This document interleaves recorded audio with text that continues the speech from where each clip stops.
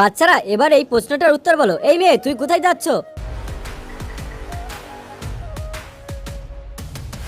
Genius, তুমি 1 সেকেন্ডে কিভাবে উত্তর দিলে? স্যার, বেশি করে বাদাম খাওয়া শুরু করেন। এই মেয়েই পারবে আমার স্বপ্ন পূরণ করতে। আরে জিনি, তুমি এখানে কাজ করো? যার পরিবার নিকর্ম তার তো কাজ করতেই হবে। আচ্ছা এনেও টাকা, আমাকেও 1 প্লেট দাও।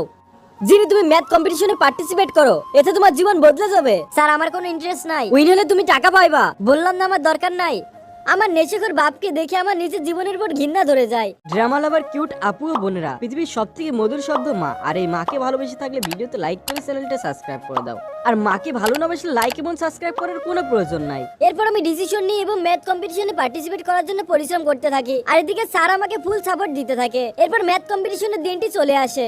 সরি, আপনারা দেরি করে ফেলছেন। আরে আমাদের ট্রেন আসতে দেরি হয়ে গেছিল, আমাদেরকে ঢুকতে দিন, একটা সুযোগ দেন। সরি, কোনোভাবেই সম্ভব না, আমাদের হাতে কিছুই নাই। স্যার বাদ দেন, আমার কপালই খারাপ। যিনি চিন্তা করিস না, সামনের বছর তুই আবার চেষ্টা করবি। ওই দিনের পর থেকে আমার অন্তরকে শক্ত করে আমি কাজে লেগে পড়ি।